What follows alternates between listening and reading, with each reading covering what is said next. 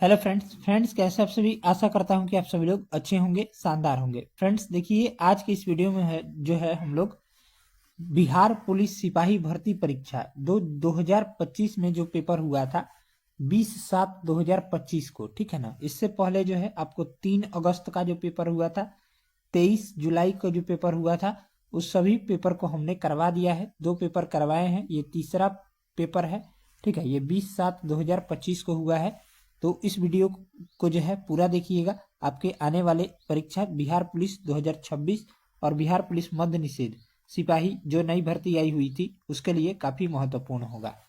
तो चलिए शुरू करते हैं। पहला है, ब्रिक्स का पूर्ण रूप क्या है। तो ब्रिक्स का पूर्ण रूप क्या होता है, तो राइट आंसर देखेंगे तो ब्राजील, रूस, भारत, चीन, दक्षिण अफ्रीका, यानी राइट आंसर हो जाएगा यहाँ पर ए ऑप्शन करेक्ट आंसर हो जाएगा। चलिए अगला प्रश्न देखेंगे। वर्तमान में ब्रिक्स समूह के सदस्य देशों की संख्या 10 है। 10वां सदस्य कौन सा है, कि आपका इंडोनेशिया है, ठीक है।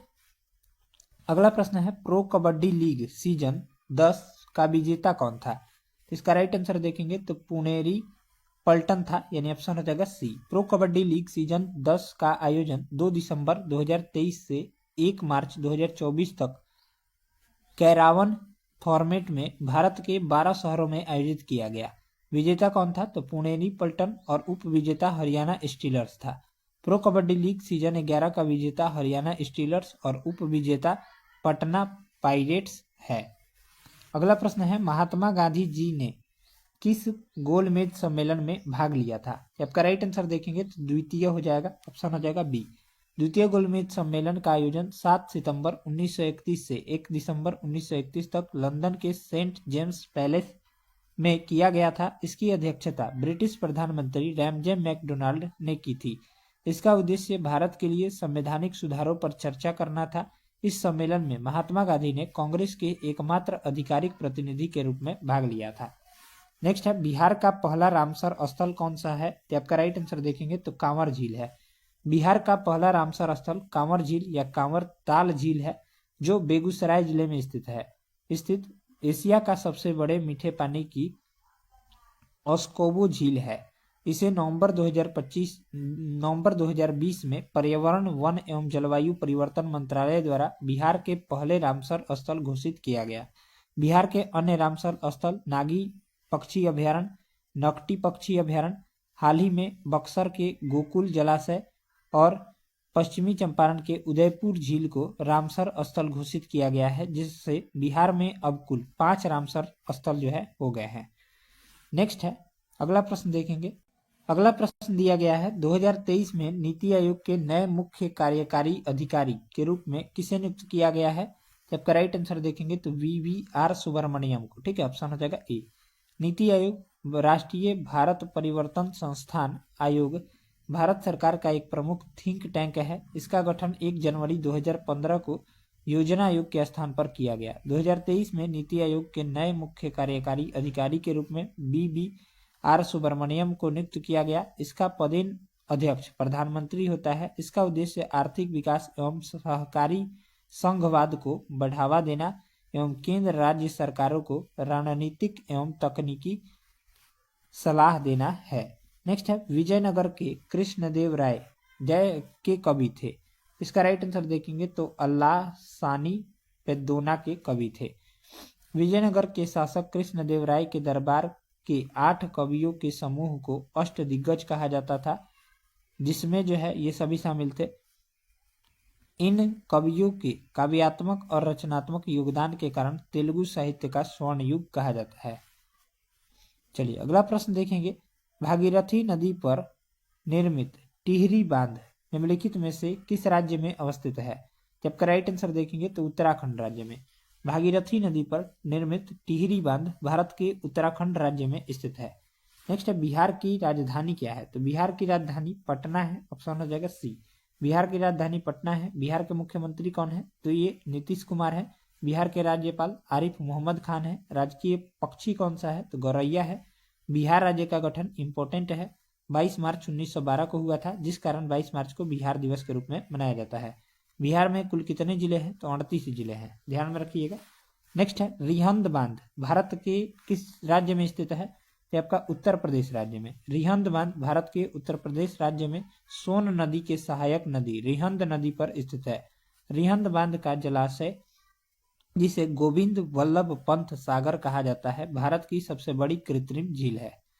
नेक्स्ट है, निम्नलिखित में से किस दिन को शहीद दिवस के रूप में मनाया जाता है? तो शहीद दिवस जो है ये आपका 23 मार्च को मनाया जाता है। ऑप्शन हो जाएगा सी, 23 मार्च। प्रत्येक वर्ष 23 मार्च को शहीद दिवस के रूप में मनाया जाता है। इसी दिन भगत सिंह, राजगुरु और सुखदेव को ब्रिटिश सरकार ने 1931 में फांसी दी थी।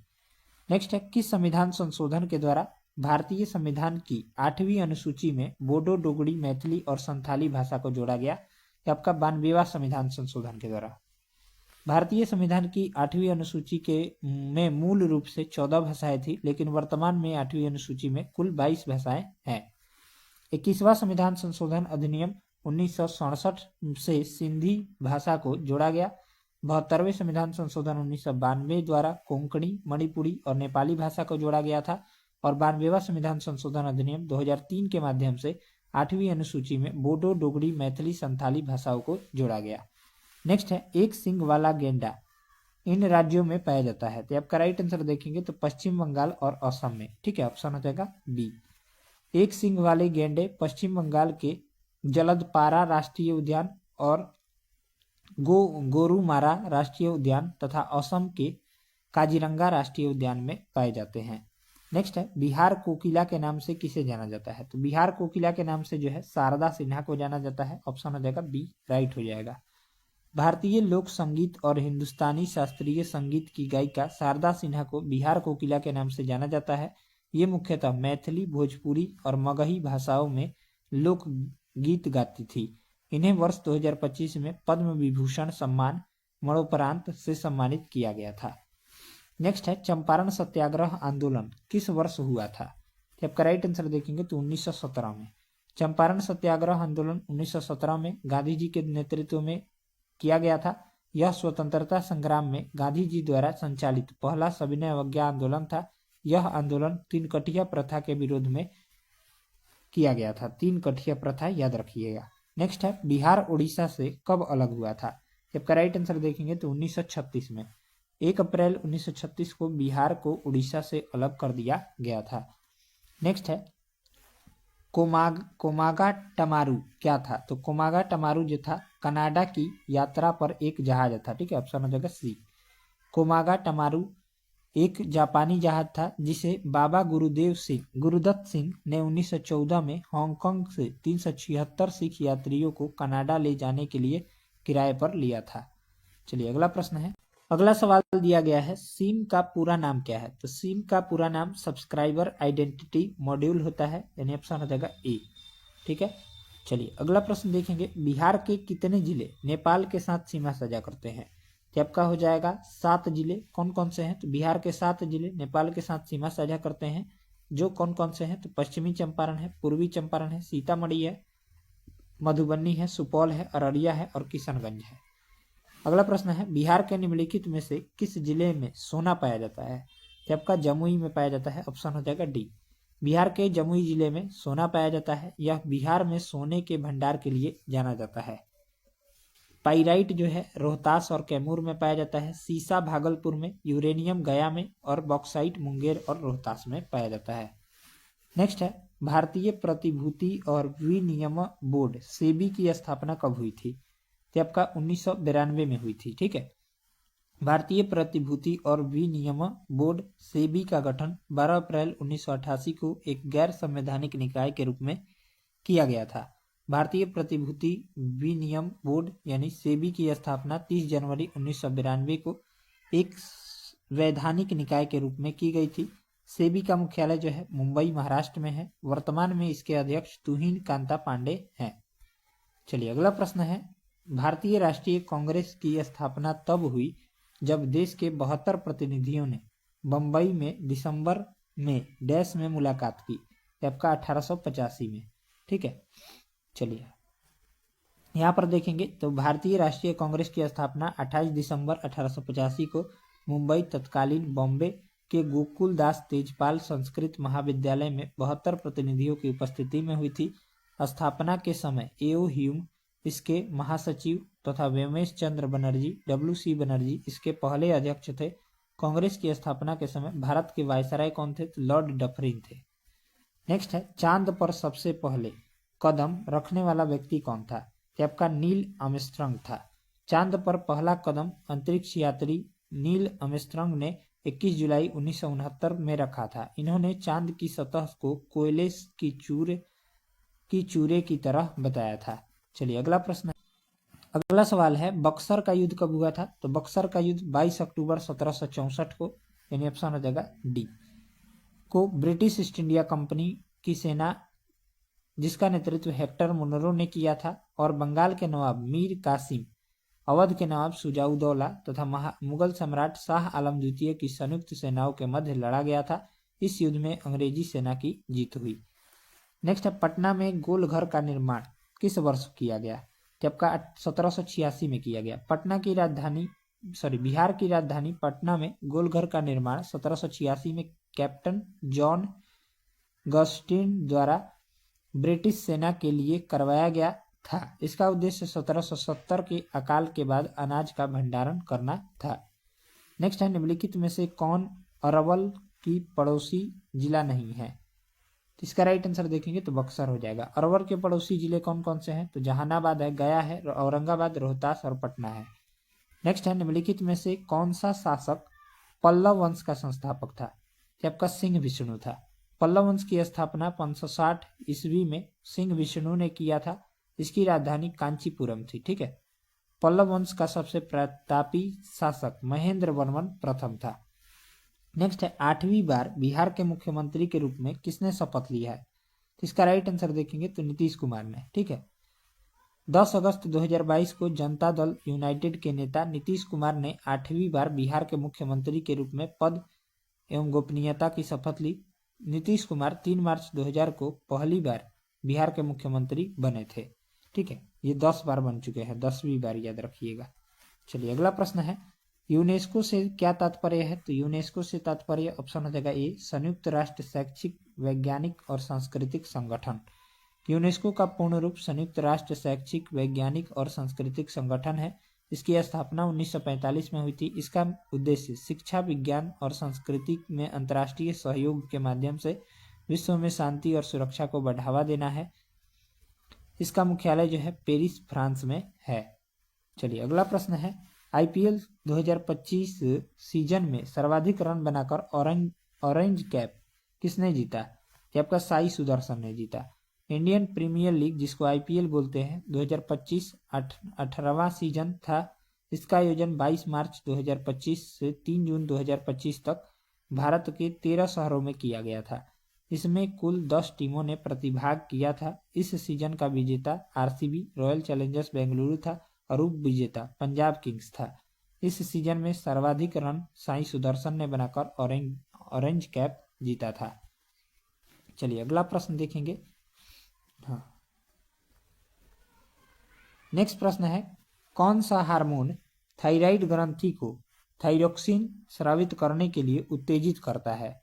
जब का राइट आंसर देखेंगे तो TSH hormone. TSH hormone thyroid ग्रंथि को थायरोक्सिन स्रावित करने के लिए उत्तेजित करता है। यह हार्मोन पिट्यूटरी ग्रंथि द्वारा स्रावित होता है, जो शरीर के उपापचय क्रिया, विकास और ऊर्जा को नियंत्रित करते हैं। नेक्स्ट है, विक्रमशिला गंगा डॉल्फिन अभयारण्य कहाँ स्थित है? तो आपका भागलपुर में स्थित है। विक्रमशिला गंगा डॉल्फिन अभयारण्य बिहार राज्य के भागलपुर जिले में स्थित है। यह गंगा नदी पर स्थित है। इसकी स्थापना 1991 में की गई थी। यह एशिया का एकमात्र लुप्त प्राय गंगा डॉल्फिन के लिए संरक्षित क्षेत्र है। नेक्स्ट है, 2025 में RBI के गवर्नर कौन होंगे? जबकि राइट आंसर देखेंगे तो संजय मल्होत्रा। संजय मल्होत्रा को RBI के 26वें गवर्नर के रूप में नियुक्त किया गया है। इनका कार्यकाल 11 दिसंबर 2024 से प्रारंभ हुआ था।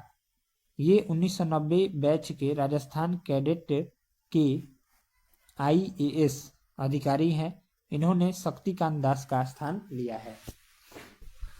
चलिए अगला प्रश्न है, भारत में मेडिकल पाठ्यक्रम में प्रवेश के लिए आयोजित एक परीक्षा नीट का पूर्ण रूप क्या है? इसका राइट आंसर देखेंगे तो national eligibility cum and entrance test होता है। ठीक है, भारत में मेडिकल की परीक्षा पाठ्यक्रम में प्रवेश के लिए नीट का पूर्ण रूप देखेंगे तो राष्ट्रीय पात्रता सह प्रवेश परीक्षा है। इसका आयोजन राष्ट्रीय परीक्षण एजेंसी द्वारा किया जाता है। इस परीक्षा के माध्यम से भारत में स्नातक मेडिकल कोर्स में प्रवेश किया जाता है। नेक्स्ट है कलिंग का युद्ध कब हुआ था? ये आपका 261 ईसा पूर्व में हुआ था। कलिंग युद्ध 261 ईसा पूर्व में मौर्य सम्राट अशोक और कलिंग के शासक आनंद नाथन के मध्य हुआ था। यह भुवनेश्वर से 8 किलोमीटर दक्षिण में दया नदी के किनारे स्थित है। कलिंग युद्ध का उल्लेख अशोक के 13वें शिलालेख में किया गया है। नेक्स्ट है निम्नलिखित में से कौन स्वतंत्र भारत का पहला शिक्षा मंत्री था? तो आपका मौलाना अबुल कलाम आजाद थे। स्वतंत्र भारत के पहला शिक्षा मंत्री मौलाना अबुल कलाम आजाद थे। इनका कार्यकाल 1947 से 1958 तक था। इनके जन्म दिवस पर प्रत्येक वर्ष 11 नवंबर को राष्ट्रीय शिक्षा दिवस मनाया जाता है। स्वतंत्र भारत के पहले विधि मंत्री डॉक्टर भीमराव अम्बेडकर थे। स्वतंत्र भारत के पहले रक्षा मंत्री बलदेव सिंह थे और स्वतंत्र भारत के पहले रेल मंत्री जॉन मथाई थे। चलिए नेक्स्ट अगला प्रश्न दिया गया है, भारतीय संविधान का कौन सा अनुच्छेद राष्ट्रपति पर महाभियोग से संबंधित है? तो आपका आर्टिकल 61 संबंधित है। आर्टिकल 61 भारत में राष्ट्रपति पद का उल्लेख संविधान के भाग 5 संघ की कार्यपालिका में किया गया है। भारत में राष्ट्रपति का पद ब्रिटेन के संविधान से लिया गया है। अनुच्छेद 53 संघ की कार्यपालिका शक्ति भारत के राष्ट्रपति में निहित है। यह कहा गया है। अनुच्छेद 58 में राष्ट्रपति पद के लिए योग्यताएं की चर्चा है। अनुच्छेद 61 में राष्ट्रपति पर महाभियोग प्रक्रिया की चर्चा। अनुच्छेद 59 में राष्ट्रपति पद के लिए शर्तें हैं उसकी चर्चा है। नेक्स्ट है निम्नलिखित में से कौन सी नदी सूरत से होकर बहती है? तो आपका हो जाएगा ताप्ती नदी। ठीक है, ताप्ती नदी सूरत शहर से होकर बहती है। यह नदी गुजरात राज्य के सूरत शहर के बीच से होकर बहती है और पश्चिम की ओर होते हुए खंबात की खाड़ी में गिर जाती है। इस नदी का उद्गम मध्य प्रदेश के सतपुड़ा पर्वतमाला से होता है। नेक्स्ट है गौतम बुद्ध की मृत्यु निम्नलिखित में से किस स्थान पर हुई थी? तो आपका कुशीनगर में हुआ था जो कि उत्तर प्रदेश में है। चलिए गौतम बुद्ध के बारे में फैक्ट्स नोट कीजिएगा। जन्म जो है बुद्ध का जन्म तो लुम्बिनी में हुआ था, नेपाल में स्थित है। बुद्ध ने अपना पहला उपदेश सारनाथ उत्तर प्रदेश में दिया था। महापरिनिर्वाण मृत्यु जिसको बोलते हैं कुशीनगर में उत्तर प्रदेश में ही हुआ था और बुद्ध को ज्ञान की प्राप्ति बोधगया में हुआ था। नेक्स्ट है मुजफ्फरपुर बम मामले 1908 से जुड़ा हुआ है। आपका प्रफुल्ल चाकी। ठीक है, 30 अप्रैल 1908 को खुदीराम बोस और प्रफुल्ल चाकी ने मुजफ्फरपुर में कोलकाता के चीफ प्रेसिडेंट डगलस किंग्सफोर्ड की गाड़ी पर बम फेंका। दुर्भाग्य से उसमें यात्रा कर रही 2 महिलाओं की मौत हो गई। पकड़े जाने पर प्रफुल्ल चाकी ने आत्महत्या कर ली तथा 11 अगस्त 1908 को खुदीराम बोस को फांसी दे दी गई। उस घटना में उनकी उम्र सिर्फ 18 वर्ष 8 माह और 8 दिन थी। इतिहास में इस घटना को मुजफ्फरपुर बम कांड के नाम से जाना जाता है। नेक्स्ट है निम्नलिखित में से कौन खो खो विश्व कप 2025 का ब्रांड एम्बेसडर है? तो आपका हो जाएगा सलमान खान। ठीक है, खो खो विश्व कप 2025 का आयोजन 13 से 19 जनवरी 2025 तक नई दिल्ली में किया गया था। इसके ब्रांड एम्बेसडर बॉलीवुड अभिनेता सलमान खान को नियुक्त किया गया तथा इसमें 24 टीमों ने भाग लिया। इसका आयोजन में भारत ने महिला और पुरुष दोनों वर्गों में नेपाल को हराकर जीता है। भारत ने 14 जून 1947 को भारत के विभाजन का प्रस्ताव पारित होने पर बैठक की अध्यक्षता किसने की थी? तो आपका राइट आंसर देखेंगे तो 41 नंबर प्रश्न का हो जाएगा, यहाँ पर बी ऑप्शन हो जाएगा। ठीक है, राजेंद्र प्रसाद ने किया था। डॉक्टर सैफुद्दीन किचलू ने कांग्रेस पार्टी द्वारा भारत के विभाजन को स्वीकार करने का कड़ा विरोध किया था और इसे राष्ट्रवाद का सांप्रदायिकता के पक्ष में समर्पण कहा था। प्रारंभिक वैदिक काल के दौरान 2 विधान सभाएं क्या थी? तो आपका राइट आंसर देखेंगे सभा और समिति। प्रारंभिक वैदिक काल के दौरान 2 प्रमुख विधान सभाएं सभा और समिति थी। सभा बुजुर्ग या कुलीनों का एक छोटा समूह था जो राजा को सलाह एवं मार्गदर्शन देता था, जबकि समिति एक बड़ी सभा थी जो आम जनता की थी। इसमें जनता के मुद्दों पर विचार विमर्श होता था। नेक्स्ट है भारत यूएन संबंधों के संदर्भ में कितने सतत विकास लक्ष्यों को प्राप्त करना है? आपका हो जाएगा 17। अगला प्रश्न देखेंगे, नागी बांध पक्षी अभयारण्य भारत के किस राज्य में स्थित है? तो आपका बिहार राज्य में। नागी बांध पक्षी अभयारण्य भारत के बिहार राज्य के जमुई जिले में स्थित है। यह प्रवासी पक्षियों के लिए एक महत्वपूर्ण रामसर स्थल है। नेक्स्ट है, डीएनए का पूर्ण रूप क्या है? तो डीएनए का पूर्ण रूप डीऑक्सीराइबो न्यूक्लिक एसिड होता है, यानी ऑप्शन हो जाएगा डी। इसके खोजकर्ता कौन है? तो डीएनए के खोजकर्ता फ्रेडरिक मीसर है, ठीक है, याद रखिएगा। नेक्स्ट है, पानी का पीएच मान यानी जल का पीएच मान कितना होता है? तो शुद्ध जल का पीएच मान 7 होता है। सिविलियन का पीएच मान विलियन में हाइड्रोजन आयनों की सांद्रता के साथ साथ विलियन की अम्लीयता या क्षारीयता का माप है। सामान्यतः 0 से 14 तक के मध्य पीएच होता है, ठीक है ना। ये विलियन में जिसका पीएच मान इस विलियन में 7 से कम होता है तो वह अम्लीय, 7 से अधिक होने पर क्षारीय और 7 के बराबर होता है तो वह उदासीन होता है। पानी का पीएच मान 7 होता है। नेक्स्ट है, अवतल लेंस को डैश लेंस भी कहा जाता है, तो आपका अपसारी लेंस भी कहा जाता है, ऑप्शन हो जाएगा बी, ठीक है। चलिए अगला प्रश्न दिया गया है, पेप्सिन एक एंजाइम है जो डैश का पाचन करता है, तो आपका प्रोटीन का पाचन करता है। पेप्सिन गैस्ट्रिक जूस में पाए जाने वाला एक सक्रिय पाचक एंजाइम है जो प्रोटीन के छोटे पेप्टाइड्स में विभाजित करता है और प्रोटीन का पाचन करता है। पेप्सिन की खोज जर्मन वैज्ञानिक थियोडोर स्वान ने 1836 में किया था। नेक्स्ट है, मानव हृदय में कितने कक्ष होते हैं? तो मानव हृदय में 4 कक्ष होते हैं, ऑप्शन हो जाएगा बी। हृदय एक पेशीय अंग है जो परिसंचरण प्रक्रिया के माध्यम से पूरे शरीर में रक्त पंप करता है। मानव हृदय में 4 कक्ष होते हैं, 2 निलय और 2 आलिंद। निलय वे कक्ष होते हैं जो रक्त पंप करते हैं और आलिंद वे कक्ष होते हैं जो रक्त ग्रहण करते हैं। नेक्स्ट है, मुंडा विद्रोह उलगुलान विद्रोह का नेता कौन था? तो आपका बिरसा मुंडा थे, ठीक है। मुंडा विद्रोह 19वीं शताब्दी के अंत में 1899 से 1900 झारखंड में हुआ था। इसे उलगुलान विद्रोह भी कहा जाता है। इस विद्रोह का नेतृत्व बिरसा मुंडा ने किया था। इसका उद्देश्य जल, जंगल, जमीन और पर आदिवासियों के अधिकारों को पुनः स्थापित करना था। नेक्स्ट है, तमिलनाडु में कलपक्कम किसके लिए प्रसिद्ध है? तो आपका परमाणु ऊर्जा केंद्र है, ऑप्शन हो जाएगा बी। तमिलनाडु का कलपक्कम परमाणु ऊर्जा केंद्र के लिए प्रसिद्ध है। इसकी स्थापना 1971 में भारत के परमाणु ऊर्जा विभाग द्वारा की गई थी। नेक्स्ट है, 2011 की जनगणना के अनुसार बिहार के किस जिले में पुरुष साक्षरता दर सबसे अधिक है? आपका रोहतास हो जाएगा। वर्ष 2011 की जनगणना के अनुसार बिहार की कुल साक्षरता दर 61.80% थी, जिसमें पुरुष साक्षरता दर 71.20% और महिला साक्षरता दर 51.50% है। बिहार का सबसे साक्षर जिला रोहतास है, जिसकी पुरुष एवं महिला दोनों यहाँ पर अधिक है। नेक्स्ट है, विटामिन सी है, तो विटामिन सी जो है एस्कॉर्बिक एसिड का रूप है। विटामिन सी जिसका वैज्ञानिक नाम एस्कॉर्बिक एसिड है, इसका मुख्य कार्य ऊतकों की वृद्धि, मरम्मत और प्रतिरक्षा प्रणाली के काम काज के लिए आवश्यक है। विटामिन सी के प्रमुख स्रोत संतरा, नींबू, स्ट्रॉबेरी, हरी मिर्च, टमाटर, पालक और पत्ता गोभी हैं। नेक्स्ट है, बल की एसआई इकाई क्या है? तो बल का एसआई मात्रक न्यूटन होता है, ऑप्शन हो जाएगा बी। बल वह बाह्य कारक है जो किसी वस्तु की गति की अवस्था को बदल सकता है या बदलने की प्रवृत्ति रखता है। बल एक सदिश राशि है। बल का एसआई मात्रक न्यूटन होता है, ठीक है। चलिए नेक्स्ट प्रश्न है, अगला प्रश्न दिया गया है, निम्नलिखित में से कौन प्रदीप्ति की एसआई इकाई है? जब का राइट आंसर देखेंगे तो लक्स हो जाएगा, ठीक है, बी ऑप्शन हो जाएगा।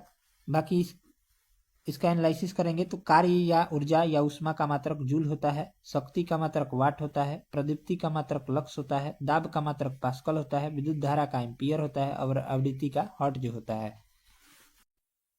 56 नंबर सवाल देखेंगे, उस सिद्धांत की खोज किसने की जिसने बताया कि वस्तु पर उत्प्लावन बल उस वस्तु द्वारा विस्थापित द्रव के भार के बराबर है? इसका राइट आंसर देखेंगे तो आर्किमिडीज हो जाएगा, ऑप्शन हो जाएगा डी, ठीक है।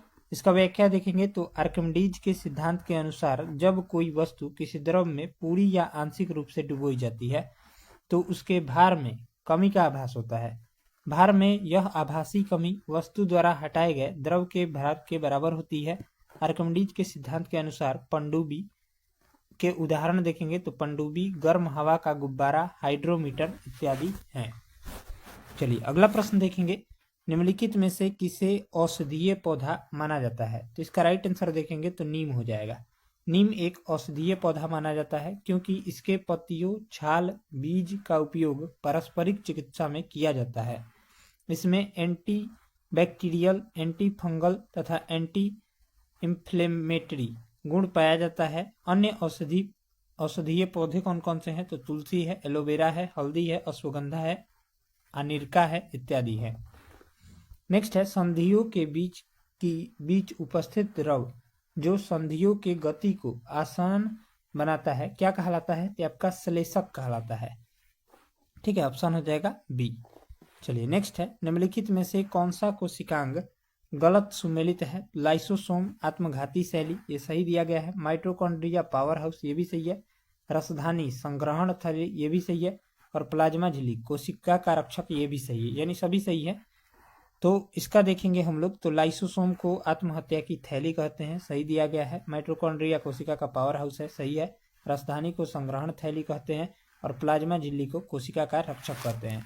उपयुक्त प्रश्न में विकल्प डी को असंगत माना गया है, जो कि गलत है, क्योंकि प्लाज्मा झिल्ली का कार्य कोशिका का बाहरी आवरण से अलग करना तथा कोशिकाओं को आकृति एवं संरचना प्रदान करना तथा कोशिका की रक्षा करना होता है। चलिए नेक्स्ट है अगला प्रश्न देखेंगे। श्वसन तंत्र श्वास नली, फेफड़े और किससे बना होता है? तो आपका राइट आंसर देखेंगे तो डायफ्राम से बना होता है। श्वसन तंत्र श्वास नली, फेफड़े और इनसे जुड़ी अन्य संरचनाएं जैसे नाक, मुंह, गला, श्वास नलिकाएं और डायफ्राम से मिलकर बना होता है, जिसका मुख्य कार्य शरीर में ऑक्सीजन लेना और कार्बन डाइऑक्साइड बाहर निकालना है। नेक्स्ट है शरीर की सबसे बड़ी धमनी कौन सी है? आपका राइट आंसर देखेंगे तो महाधमनी। शरीर की सबसे बड़ी धमनी महाधमनी है। इसका कार्य हृदय के बाएं निलय से निकलकर शरीर को ऑक्सीजन युक्त रक्त पहुंचाना है। नेक्स्ट है निम्न में से किस जाति स्पीसीज में बाह्य निषेचन होता है? आपका राइट आंसर देखेंगे तो मेढक हो जाएगा। बाह्य निषेचन उस निषेचन को कहते हैं जो किसी जीव के शरीर के बाहर होता है। प्रभावी निषेचन के लिए सामान्यतः जल निकाय अनुकूल वातावरण माना जाता है। मेढक उभयचर, अधिकांश मछलियां, कुछ इकाइनोडर्मेटा जैसी प्रजातियों में बाह्य निषेचन होता है। इसमें अंडे और शुक्राणु शरीर के बाहर पानी जैसे माध्यम से मिलते हैं। नेक्स्ट है निम्नलिखित में से कौन से प्राथमिक वायु प्रदूषक है? तो आपका राइट आंसर देखेंगे तो सल्फर डाइऑक्साइड और नाइट्रोजन ऑक्साइड। ठीक है, SO2 और NO2। ठीक इसका व्याख्या देखेंगे तो प्राथमिक प्रदूषक का अभिप्राय उन प्रदूषकों से है जो सीधे किसी स्रोत से पर्यावरण में उत्सर्जित होते हैं, न कि वायुमंडल में रासायनिक प्रक्रियाओं के बाद बनते हैं, जैसे sulphur dioxide, nitrogen oxide, carbon monoxide इत्यादि। नेक्स्ट है द्रव्यमान के संरक्षण का नियम निम्नलिखित के सिवाय सभी के लिए उपयुक्त है। तो इसका राइट आंसर देखेंगे तो नाभिकीय अभिक्रिया इसका करेक्ट आंसर हो जाएगा। चलिए अगला प्रश्न देखेंगे हम लोग। निम्नलिखित में से कौन सा कथन सत्य नहीं है? इसका राइट आंसर हो जाएगा बी। अधात्विक ऑक्साइड प्रकृति से क्षारीय होते हैं, यही कथन गलत दिया गया है। अधातु ऐसे तत्वों को कहते हैं जो विद्युत धारा तथा उष्मा के कुचालक होते हैं, जैसे oxygen, carbon dioxide, sulphur dioxide इत्यादि। प्रायः अधातुएं अम्लों से अभिक्रिया नहीं करती हैं। अधात्विक ऑक्साइड प्रकृति में अम्लीय या उदासीन होते हैं। प्रायः अधातुएं जल से अभिक्रिया नहीं करती है। नेक्स्ट है अधातुएं न तो अघातवर्ध्य होती है और न ही तन्य होती है, इसको भी ध्यान में रखिएगा। चलिए अगला प्रश्न देखेंगे हम लोग। कार्बन परमाणु में अयुग्मित इलेक्ट्रॉनों की संख्या कितनी है? तो इसका राइट आंसर देखेंगे तो 2 हो जाएगा। कार्बन का परमाणु संख्या देखेंगे तो 6 होता है। द्रव्यमान संख्या 12 होता है। कार्बन की संयोजकता 4 होती है और कार्बन परमाणु में अयुग्मित इलेक्ट्रॉनों की संख्या 2 होती है। नेक्स्ट है जब कोई पिंड दूसरे पिंड की सतह पर लुढ़कता है तो इसकी गति का विरोध करने वाले बल को क्या कहा जाता है? तो आपका राइट आंसर देखेंगे तो बेलन घर्षण कहा जाता है। अगला प्रश्न है यदि हम दरवाजे के कब्जों पर तेल लगाते हैं तो घर्षण घट जाता है। ऑप्शन हो जाएगा सी। चलिए नेक्स्ट है निम्नलिखित में से कौन सी अशुद्ध धातुओं के शोधन के लिए सर्वाधिक व्यापक रूप से उपयोग की जाने वाली विधि है? इसका राइट आंसर देखेंगे तो विद्युत अपघटनी परिष्करण। चलिए अगला प्रश्न देखेंगे, जो इंपॉर्टेंट होगा उसका डिस्कशन हम लोग करेंगे। नेक्स्ट है गुरुत्वाकर्षण बल के कारण डैश है। तो इसका राइट आंसर हो जाएगा उपरोक्त सभी, यानी हम पृथ्वी की ओर आकर्षित होते हैं, सही है। ज्वार भाटा होता है, ये भी सही है। पृथ्वी सूर्य के चारों ओर परिक्रमा करती है, ये भी सही है, यानी ऑप्शन हो जाएगा डी। चलिए, गुरुत्वाकर्षण बल के कारण ये सभी तो हम लोग पढ़ ही लिए। चलिए, अगला प्रश्न दिया गया है, निम्नलिखित को सुमेलित कीजिए। ठीक है ना, तो सुमेलित करना है यहाँ पर, तो उत्तल लेंस, अवतल दर्पण का उपयोग जो है यहाँ पर किस में किया जाता है, तो टॉर्च प्रकाश के रूप में किया जाता है। ठीक है, बाकी देखेंगे अवतल लेंस का उपयोग निकट दृष्टि दोष के लिए प्रयोग किया जाता है। सूक्ष्मदर्शी में जो है ये आपका हो जाएगा, वाहनों के पश्च दृश्य दर्पण के लिए जो है उत्तल लेंस का उपयोग, उत्तल दर्पण होगा ना यहाँ पर दर्पण होगा। ठीक है, उत्तल दर्पण का उपयोग किया जाता है, दर्पण कर लीजिएगा, लेंस नहीं होगा।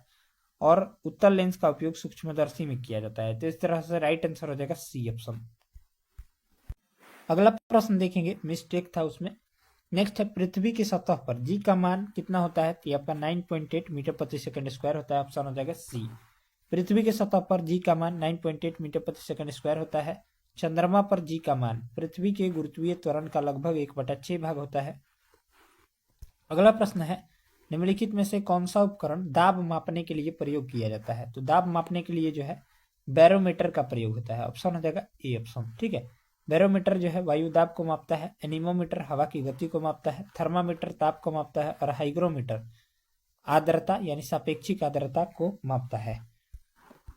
नेक्स्ट है, तरंगों के दो क्रमागत शिखरों के बीच क्षैतिज दूरी क्या है, तो आपका राइट आंसर देखेंगे तो तरंग दैर्घ्य। दो क्रमागत शिखरों के बीच की दूरी को तरंग दैर्घ्य कहते हैं, इसका मात्रक जो होता है मीटर होता है। ठीक है, चलिए नेक्स्ट है, डैश पैमाने और आकार में परिवर्तन की एक मात्रात्मक प्रक्रिया है जिसे मापा जा सकता है और नैतिकता और मानदंडों द्वारा सहायता प्रदान की जा सकती है, ये आपका विकास हो जाएगा, ऑप्शन हो जाएगा बी। नेक्स्ट है, निम्नलिखित ऑक्साइडों में से कौन सा एक उदासीन ऑक्साइड है, आपका हो जाएगा कार्बन मोनोऑक्साइड, ऑप्शन हो जाएगा ए ऑप्शन। अगला प्रश्न देखेंगे, अगला प्रश्न जो है, लेड नाइट्रेट के अपघटन अभिक्रिया के दौरान जो भूरे रंग का धुआं देखा जाता है वह किस गैस का होता है, जबकि नाइट्रोजन डाइऑक्साइड गैस का होता है। चलिए अगला प्रश्न देखेंगे, ये सभी मैथ के प्रश्न है, तो इसका सॉल्यूशन आपको टेलीग्राम पर पीडीएफ के साथ मिल जाएगा। ठीक है, तो ज्वाइन कर लीजिएगा टेलीग्राम चैनल को, लिंक जो है डिस्क्रिप्शन बॉक्स में पिन किया गया है, वहां से जाकर ज्वाइन कर सकते हैं। बाकी अगला प्रश्न दिया गया है, हिंदी का सूर्य का पर्यायवाची शब्द नहीं है, इसका राइट आंसर देखेंगे तो करुणाकर हो जाएगा। ठीक है, सूर्य का पर्यायवाची शब्द कौन सा है, तो प्रभाकर है, भास्कर है, दिवाकर है, रवि है, भानु है, आदित्य है, दिनेश है, पतंग है, अरुण है, अंशुमाली है, इत्यादि है। जबकि करुणाकार का अर्थ जो है करुण से उभरा हुआ है, ये शिव का पर्यायवाची है। नेक्स्ट है, प्रतिक्षण में कौन सा समास है, तो आप राइट आंसर देखेंगे तो अव्ययी भाव समास है। ठीक है, प्रतिक्षण में अव्ययी भाव समास है। अव्ययी भाव समास में प्रथम पद अवयव होता है और उसका अर्थ प्रधान होता है। इसमें अवयव पद का प्ररूप लिंग वचन कारक में नहीं बदलता है। नेक्स्ट है, पाठक शब्द का स्त्रीलिंग रूप क्या होगा, तो आपका राइट आंसर देखेंगे तो पाठिका हो जाएगा। ठीक है, चलिए अगला प्रश्न है, मैला आंचल के उपन्यासकार कौन है, तो राइट आंसर देखेंगे तो फणीश्वर नाथ रेणु हो जाएगा, ऑप्शन हो जाएगा बी।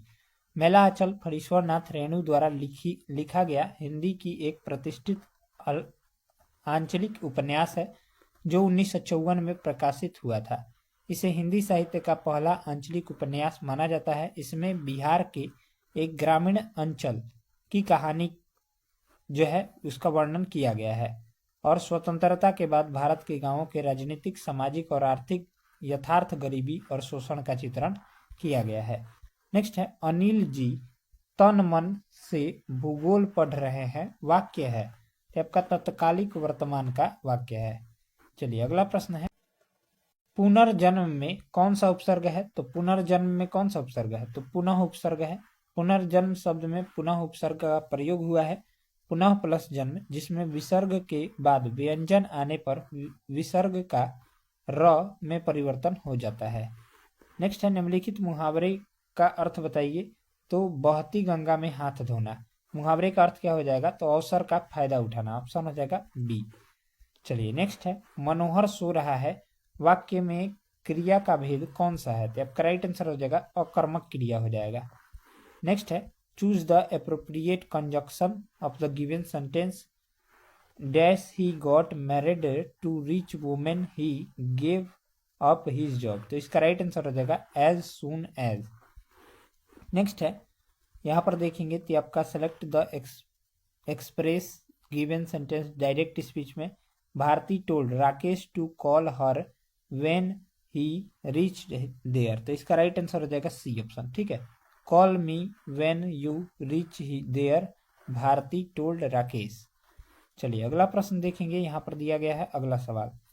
ठीक है, select the correct active from the given sentence the news was published. तो इसका राइट आंसर हो जाएगा C, the editor published the news.